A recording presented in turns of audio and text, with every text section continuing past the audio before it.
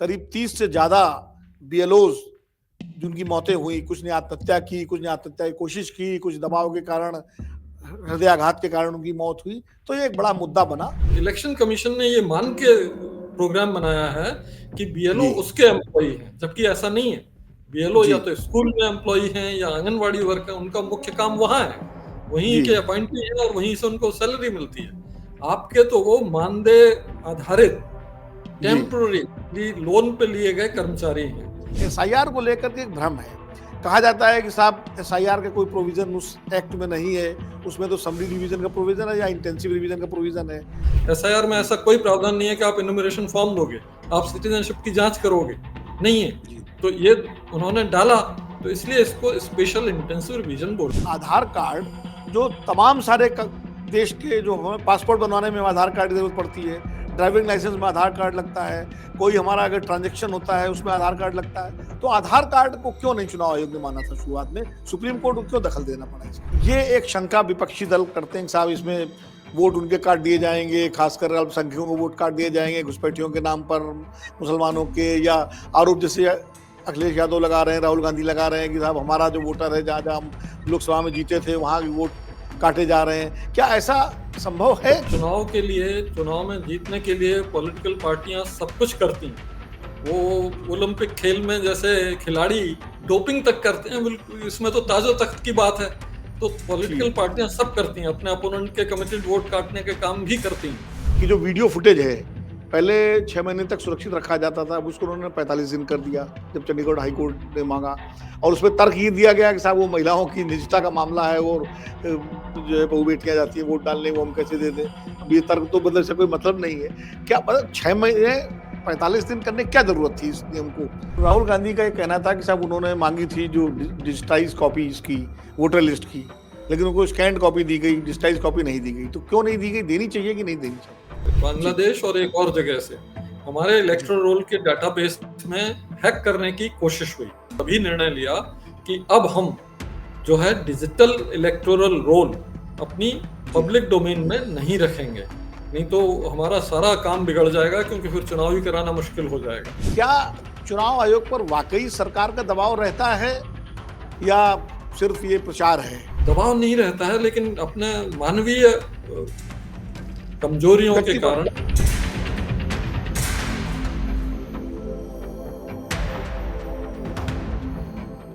नमस्कार, अमरउजाला.com के मेरे कार्यक्रम खरी बात में आपका स्वागत है, वेलकम है, खैर मकदम है।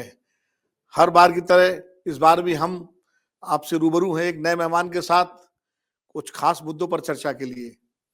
जैसा कि मालूम है, इस समय देश के 12 राज्यों में चुनाव आयोग ने स्पेशल इंटेंसिव रिवीजन यानी विशेष पुनरीक्षण सूची जो है तैयार करने का जो है काम शुरू किया है। मतदाता सूचियों के पुनरीक्षण का काम, जिसको एसआईआर के नाम से जाना जाता है, वो बहुत तेजी से चल रहा है।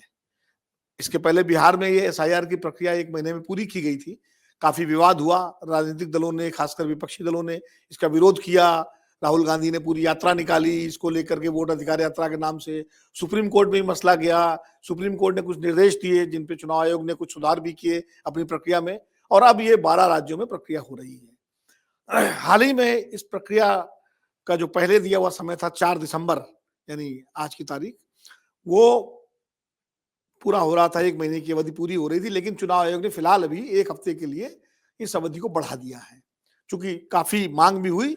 और जिस तरह विभिन्न राज्यों में करीब 30 से ज्यादा बीएलओज जिनकी मौतें हुई, कुछ ने आत्महत्या की, कुछ ने आत्महत्या की कोशिश की, कुछ दबाव के कारण, हृदयाघात के कारण उनकी मौत हुई। तो ये एक बड़ा मुद्दा बना और इसको लेकर के संसद में भी चर्चा की मांग की जा रही है। इन सारे मुद्दों पर, खासकर चुनाव आयोग की एसआईआर प्रक्रिया और पिछले कुछ वर्षों से चुनाव आयोग को लेकर के जो लगातार सवाल उठ रहे हैं, उन पर बातचीत करने के लिए आज हमारे इस कार्यक्रम में विशेष रूप से मौजूद हैं देश के पूर्व मुख्य चुनाव आयुक्त ओपी रावत साहब। रावत जी नमस्कार, बहुत बहुत धन्यवाद और आभार कि आपने समय निकाला हमारे इस कार्यक्रम के लिए। और आप जब मुख्य चुनाव आयुक्त थे तो मैं आपसे मिला करता था, और हम लोगों को आपका बड़ा सहयोग मिला कि जिस तरह मीडिया के साथ आपने बहुत सारी, उस समय एक पारदर्शिता थी जो चुनाव आयोग में, आपने बनाए रखी। राव साहब, जो एसआईआर की प्रक्रिया है, पहले थोड़ा सा ये बताएं कि एसआईआर को लेकर के एक भ्रम है। कहा जाता है कि साहब एसआईआर का कोई प्रोविजन उस एक्ट में नहीं है, उसमें तो समरी रिवीजन का प्रोविजन है या इंटेंसिव रिवीजन का प्रोविजन है। एसआईआर ये कहां से आ गई, इसको लेकर के कहा, तो क्या एसआईआर का प्रोविजन है कि नहीं है? एक्चुअली कानून में समरी रिवीजन का प्रावधान है और इंटेंसिव रिवीजन का प्रावधान है, लेकिन इलेक्शन कमीशन को ये डिस्क्रिशन है कि वो उसको थोड़ा सा इधर उधर मॉडिफाई करके वो इलेक्टोरल रोल को अच्छे से अच्छा प्योरीफाई करे, और उसके लिए जो भी कदम वो उठाते हैं उसकी वजह से उसको फिर वो स्पेशल करते हैं। समरी रिवीजन में भी वो कुछ जैसे उन्होंने डोर टू डोर मैपिंग कर दी कि आप जाएंगे, अब उसमें प्रावधान नहीं है तो आप उसे समरी रिवीजन नहीं कह सकते, क्योंकि डोर टू डोर आप जा रहे हैं, तो इसलिए आपको उसको स्पेशल समरी रिवीजन कहना पड़ेगा। उसी तरह से एसआईआर में ऐसा कोई प्रावधान नहीं है कि आप इन्यूमरेशन फॉर्म दोगे, आप सिटीजनशिप की जांच करोगे, नहीं है। तो ये उन्होंने डाला, तो इसलिए इसको स्पेशल इंटेंसिव रिवीजन बोला, और कोई खास फर्क नहीं है। तो एक तरह से तकनीकी मामला ज्यादा है, उस तरह से काम तो लगभग वही है, मतदाता सूचियों को शुद्धिकरण का काम है उसमें, कि जो लोग अपात्र हैं उनको किसी तरह बाहर किया जाए मतदाता सूची से, और जो पात्र हैं वो उसमें आए। तो जी, और ये अधिकार भी है, चुनाव आयोग का काम भी है, और सुप्रीम कोर्ट ने भी इसको मेंटेन रखा है। लेकिन जिस तरह से सर बिहार में जिस तरह चुनाव एसआईआर हुआ, उसको लेके बहुत सारी आपत्तियां, ऐतराज दर्ज किए गए। जैसे उन्होंने पहले आधार कार्ड को नहीं माना, जो 11 डॉक्यूमेंट्स थे उसमें आधार कार्ड को बाहर कर दिया। फिर बाद में सुप्रीम कोर्ट ने जब उस पर जोर दिया और 2 बार एडवाइस की, तीसरी बार आदेश दिया, तब आधार कार्ड को माना गया।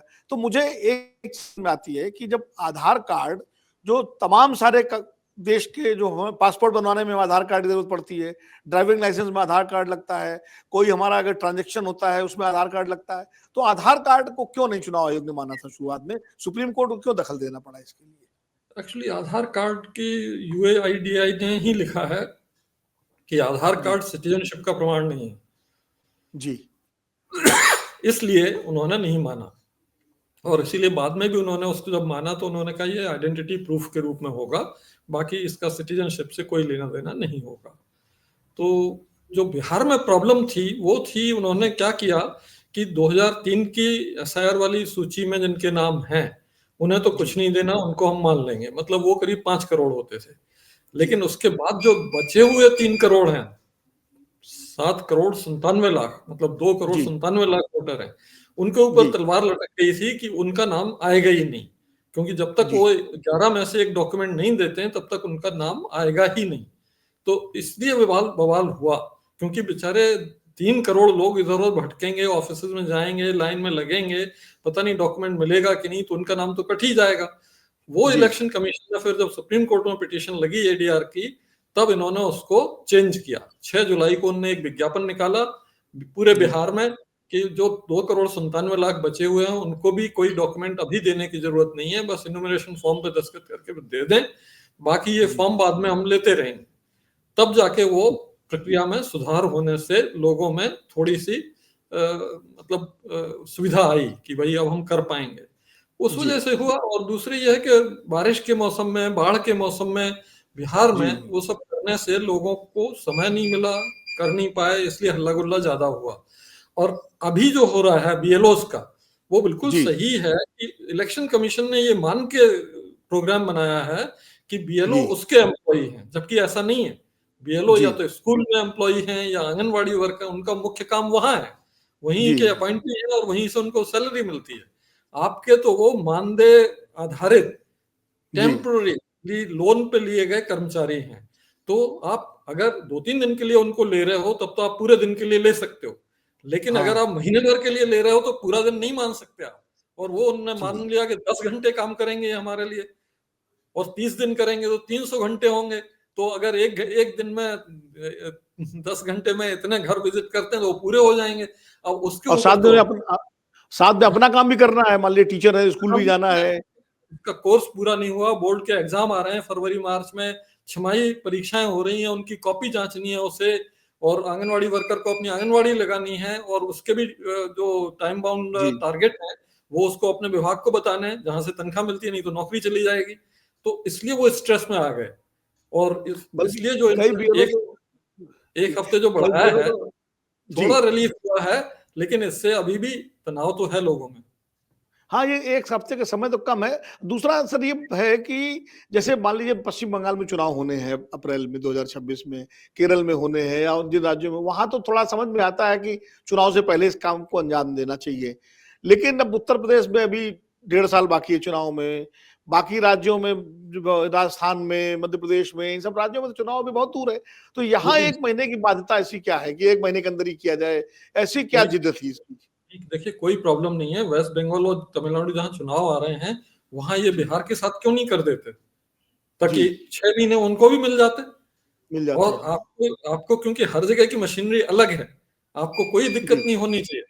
बिहार में नहीं किया आपने तो उसके बाद आप बिहार इलेक्शन के दौरान कर देते हैं। अगर आप जी, सितंबर से चालू कर देते तो भी इन राज्यों को भी 2-3 महीने मिल जाते।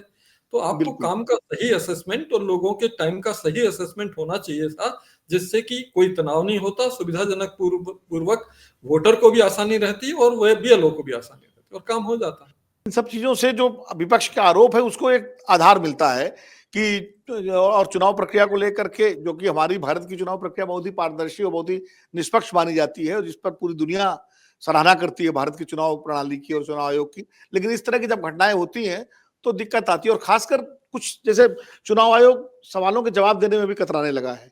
जैसे राहुल जी, गांधी नेता विपक्ष हैं, उन्होंने जी, 2 प्रेस कॉन्फ्रेंसेस की, उन पर जी। सवाल उठाए, अब उनसे हलफनामा माँग लिया गया। उनसे एफिडेविट मांग लिया गया, जबकि एफिडेविट का शायद कोई प्रावधान नहीं है उस चीज के तो सवाल उठाया था। वो तो कतई चुनाव नहीं आयोग है, को कतई नहीं है। चुनाव आयोग हमेशा शिकायत की जांच तुरंत करता है और तुरंत पब्लिक डोमेन में उसके परिणाम भी डालता है। और तभी उसकी साख जो चुनाव आयोग की बनी हुई है तभी उसको बल मिलता है कि भाई चुनाव आयोग निष्पक्ष है।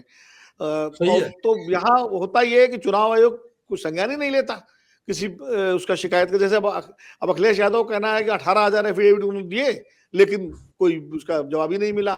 इस तरह की अभी उस दिन समाजवादी पार्टी के एक सांसद है राजीव राय जी, वो कह रहे थे कि 20,000 वोट डिलीट हो गए उनके कॉन्स्टिट्यूंसी में और उन्होंने इसकी पूरी शिकायत की है लेकिन कोई जवाब नहीं आ रहा है।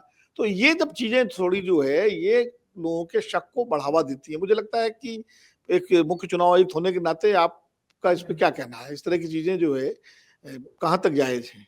अग्निहोत्री जी, मैं बता रहा हूं कि इलेक्शन कमीशन ने तो यहां तक किया है कि 2018 में एक सी विजिल ऐप लॉन्च किया कि जी, जी, मुझे आप, याद है। हाँ, हाँ, हाँ, आपको बिल्कुल। कुछ नहीं करना है। आप वो सी विजिल ऐप लेके अगर कहीं भी वायोलेशन हो रहा है उसका फोटो या वीडियो खींच के सबमिट कर दीजिए। चुनाव आयोग 100 मिनट के अंदर उसकी जांच करेगा, 100 मिनट के अंदर आपको फीडबैक देगा कि उसमें अरेस्ट हुआ क्या हुआ, वो सब आपको देगा। आपको कुछ करना ही नहीं है। मतलब इतनी प्रोएक्टिव जांच का सिस्टम उसमें है कि किसी को कोई प्रॉब्लम ही नहीं है। और इस तरह की शिकायत आना कि वोट चोरी हुई या कोई वोटर गड़बड़ हुए हैं, तो ऐसा तो मैंने देखा तुरंत हैदराबाद में एक शिकायत छपी थी अखबार में, चुनाव आयोग जी, ने उसका संज्ञान लिया और 24 वार्ड की शिकायत थी तो 24 टीम बनाई और उनमें सारी पार्टियों के प्रतिनिधि मांगे कि आप अपना एक एक प्रतिनिधि हर टीम में रखिए ताकि जांच में आप शामिल रहें। और उसकी एक दिन में ही पूरे हाउस टू हाउस जाके जांच हो गई और शाम को जो परिणाम आए उनको पब्लिक डोमेन में भी डाल दिया, शिकायतकर्ता को भी दे दिया और न्यूज के लिए भी दे दिया कि भाई आपने ये छापा था, इसको कल छाप दीजिए कि ये जांच होगी और इसमें ये परिणाम आए हैं। तो शिकायतों की जांच तो इलेक्शन कमीशन को तुरंत करना चाहिए। और इसीलिए देखिए संविधान निर्माताओं ने भी ये ध्यान रखा था कि चुनाव के जी, दौरान सुप्रीम कोर्ट भी किसी भी शिकायत को एंटरटेन नहीं करेगा, किसी भी पिटीशन को एंटरटेन नहीं करेगा। सारे जो निराकरण है वो इलेक्शन कमीशन करेगा। तो आपको जब कमीशन। इतने सार्वभौमिक पावर दिए हैं संविधान ने, फिर आप अपने दरवाजे बंद कैसे कर सकते हो? आपको तो तुरंत जांच करनी चाहिए और तुरंत पब्लिक डोमेन में बताना चाहिए कि साहब ये है। और कॉन्स्टिट्यूशनल इम्यूनिटी भी दी है चुनाव इम्यूनिटी आयोग भी को है। एक तरह से। जी। बिल्कुल सही। लेकिन ये जैसे 2 इधर नियमों में बदलाव हुआ। एक तो आपको याद होगा कि जो वीडियो फुटेज है, पहले 6 महीने तक सुरक्षित रखा जाता था, अब उसको उन्होंने 45 दिन कर दिया, जब चंडीगढ़ हाई कोर्ट ने माँगा। और उसमें तर्क ये दिया गया कि साहब वो महिलाओं की निजता का मामला है और जो है बहू-बेटियाँ जाती हैं वोट डालने, वो हम कैसे दे दें? अब ये तर्क तो मतलब इसका कोई मतलब नहीं है।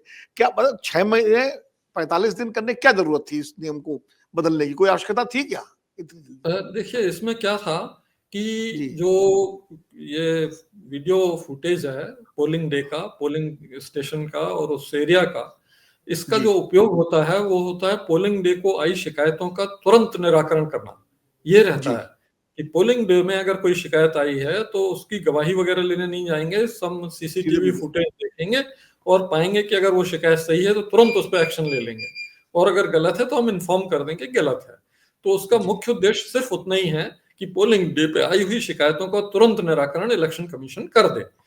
और उसको फिर रखा जाता है 45 दिन तक, इसलिए कि अगर इलेक्शन पिटीशन लगा और माननीय न्यायालय ने मांगा तो उनके लिए रखा जाएगा। जिन जिन कॉन्स्टिट्यूंसी में इलेक्शन पिटीशन लग जाता है उनमें सीसीटीवी फुटेज पूरे 5 साल तक रखा जाता है, जब तक रखा जाता है जब तक कि उस पिटीशन का निराकरण नहीं हो। बाकी जगह ये पड़ा रहता था तो उसमें कई तरह की शिकायतें आती थी कि उसका कोई मैनिपुलेशन हो रहा है, कोई उसका फेक न्यूज बना के उसका दुरुपयोग कर रहा है, कई जगह खराब हो गया है तो उसकी शिकायत आ रही है।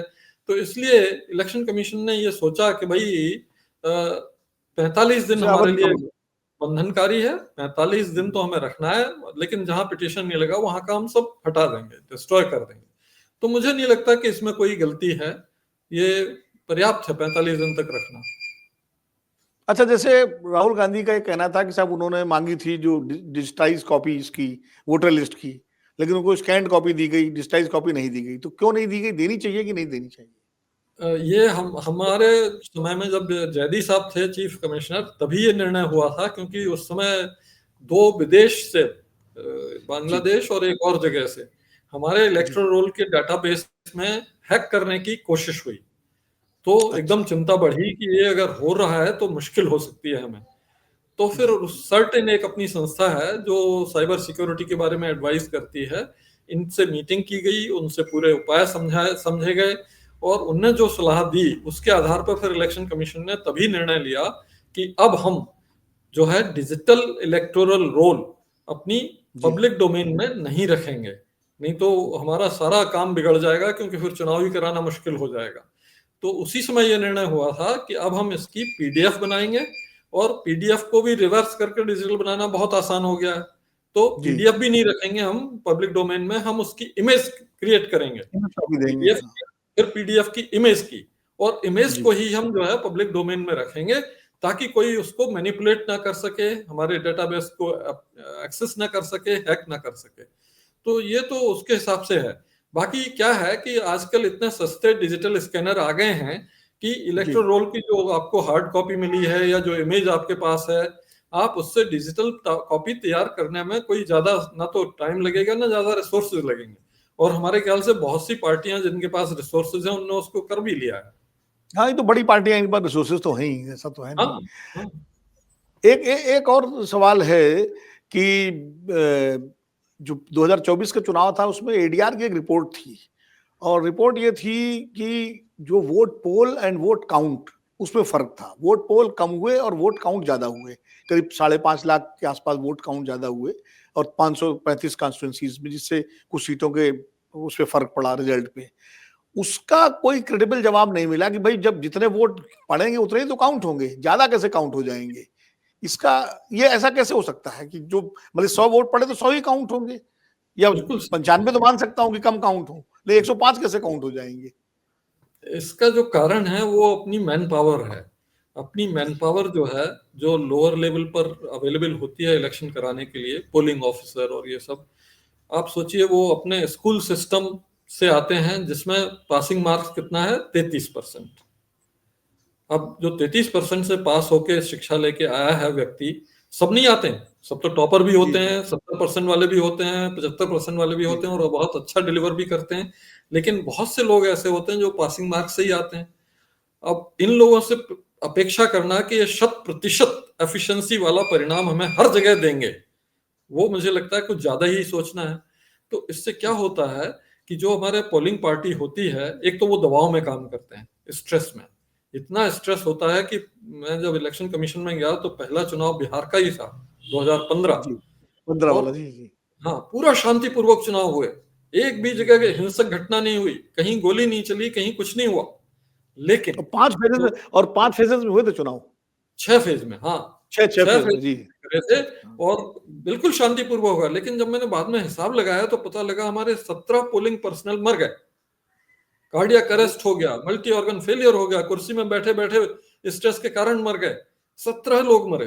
तो उसको हम लोगों ने एनालाइज किया तो पता ये लगा कि ये बेचारे इतने स्ट्रेस में काम करते हैं और जरा सा भी स्ट्रेस बढ़ा नहीं कि वो खत्म हो जाता। कोलैप्स हो गए। तो हाँ, तो इसलिए एक तो स्ट्रेस की वजह से, दूसरे क्या है कि अपनी क्षमता की वजह से। तो जो वोट बैलेट अकाउंट होता है फॉर्म C-17, वो जी भरना जी, और दूसरी चीजें करना, उसमें त्रुटियां रह जाती उसमें हैं। गड़बड़ी हो जाती, इसी उसमें गलती हो हाँ, जाती है। त्रुटियां रह जाती हैं और वो बेचारे घबराहट में और उस तरह से कर देते हैं। और इसीलिए इलेक्शन कमीशन ने व्यवस्था ये बनाई हुई है कि उस दिन हम जो डिक्लेयर करेंगे टर्नआउट, वो टेंटेटिव जी होगा, क्योंकि उस दिन हमने पूरी चेकिंग नहीं की है। फिर दूसरे दिन ऑब्जर्वर जो हैं, रात भर में जमा हो जाती हैं सारी वो बैलेट पेपर जी अकाउंट और सब कुछ, दूसरे दिन ऑब्जर्वर हर एक जगह का वो चेकिंग करेंगे। बैलेट पेपर अकाउंट, ईवीएम का काउंट, उसके काउंट, ये सब चेक करेंगे कि भाई वो सब मैच कर रहे हैं कि नहीं, स्लिप में अकाउंट मैच कर रहे हैं कि नहीं। अगर वो सब मैच कर रहे हैं तब तो ठीक है, लेकिन नहीं मैच कर रहे हैं तो वो रिकंसाइल करने के लिए कोशिश करेंगे कि कहाँ जी गलती हुई है, उसकी डायरी पढ़ेंगे और उससे रिकंसाइल करने की कोशिश। तो जो रिकंसाइल हो जाएगा वो तो ठीक है, लेकिन जो 2-4 वोट, 5-7 वोट, 10 वोट इधर उधर वाले रह गए और रिकंसाइल नहीं हुए, तो वो रह जाते हैं और वो सिर्फ काउंटिंग के समय ही पता लगते हैं।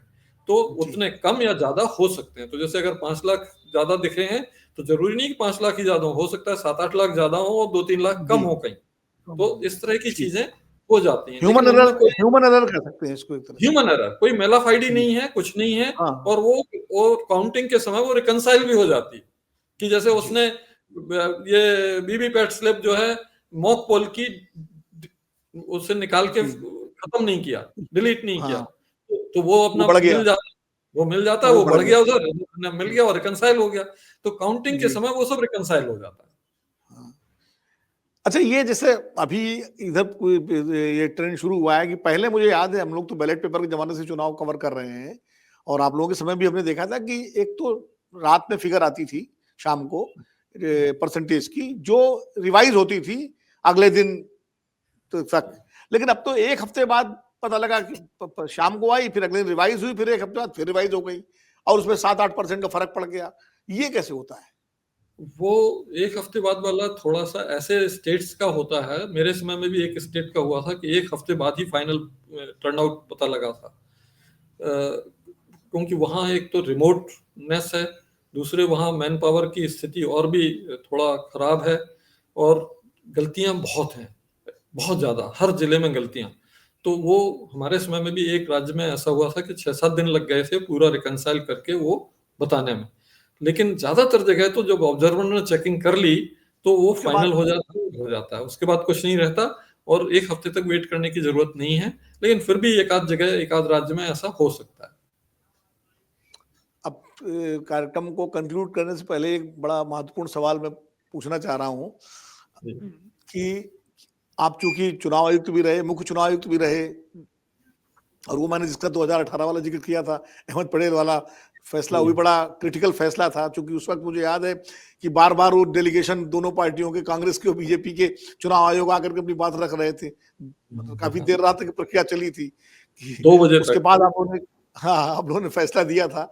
क्या चुनाव आयोग पर वाक़ई सरकार का दबाव रहता है या सिर्फ़ ये प्रचार है इसका विपक्ष का इस तरह से? मुझे ये लगता है कि सरकार का बिल्कुल दबाव नहीं रहता है। ये रहता है व्यक्ति पर, उसकी जी, अपनी मनोविज्ञान पर। अगर उसको आशा है, अपेक्षा है ऊपर से, तो वो अपने आप ही कुछ उनके लिए फ़ेवर करना चाहेगा, नहीं तो नहीं। मैंने कभी देखा नहीं कि इस तरह का कोई प्रेशर आया। जैसे प्रेशर हमारे समय में जो आपने बताया कि 8 कैबिनेट मिनिस्टर 1.5 घंटे पहले जी, तर्क दिए उन्होंने, गुजरात राज्यसभा वाले में। फिर जब जी, दूसरे अपोजिशन पार्टी ने 1 डेढ़ घंटे दे दिया तो फिर वो दोबारा आए और उन्होंने आधे घंटे फिर तर्क दिए। फिर अपोजिशन भी आई दोबारा और दोबारा भी दोबारा टाइम मांगा। तो हम लोगों ने बड़े पोलाइटली उन्हें कहा कि साहब रात में 9 बज गए हैं और वो अहमदाबाद में काउंटिंग रुकी हुई है, लॉ एंड ऑर्डर की स्थिति बनी हुई है, वहां से बार बार खबर आ रही है, सब तुरंत परमिशन दीजिए। तो अब आप जाइए और हमें करने दीजिए। तो दोनों पार्टियों ने ये कहा कि साहब और किसी को आप मत सुनिएगा, तो हम जा रहे हैं। तो हमने कहा दोनों सामने हैं, किसी को नहीं सुनेंगे। और फिर वो चले गए और जब हुआ तो फैसला हो गया उसमें।